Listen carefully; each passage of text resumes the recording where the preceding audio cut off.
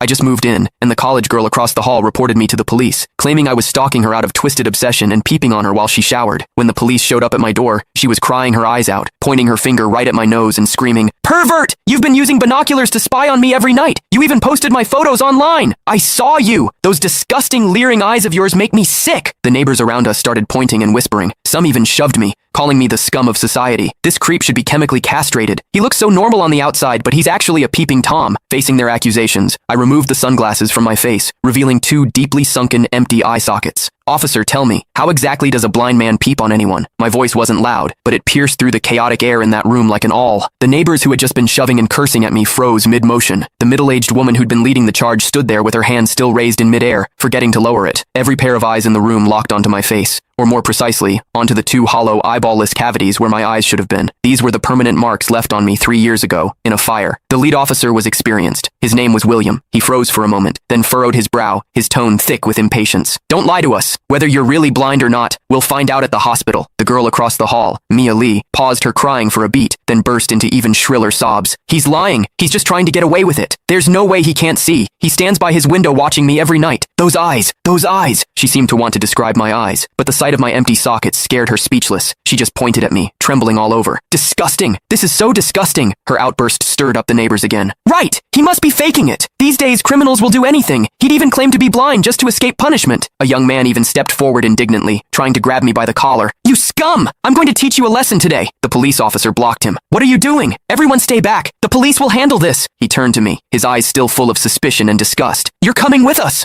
I didn't resist. I calmly held out both hands. Cold metal touched my wrists. Two younger officers flanked me on either side and led me toward the elevator. Behind me, Mia's crying mixed with the neighbors' curses into a chaotic din. "Scum of society! Get out of our community! Hope you rot in prison!" I could see the righteous expressions on their faces. I could also hear the pleasure in their voices as they trampled me into the mud. I stepped into the elevator. The metal doors slowly closed, cutting off the noise from outside. One of the younger officers, probably new to the job, couldn't help but ask me quietly, Are you really blind?" I tugged at the corner of my mouth but didn't answer. The other officer patted his shoulder, signaling him to keep quiet. But I knew that in their minds, the scales had already tipped completely in favor of that tearful young girl. After all, it was a young, pretty, pitiful college student on one side, and on the other, a suspicious man living alone, wearing sunglasses. In their eyes, it was crystal clear who was the victim and who was the perpetrator. What they didn't know was this. Sometimes, what the eyes see is the biggest lie of all. And I, a blind man, had seen something that none of them had. For instance, when Mia accused me, her heartbeat was steady, without a single ripple of genuine emotion. The interrogation room at the police station was harshly lit by fluorescent lights, and the air smelled faintly of mildew. I sat on a cold metal chair. Across from me were William and a female officer taking notes. Name, Lucas. Age, 28. Occupation.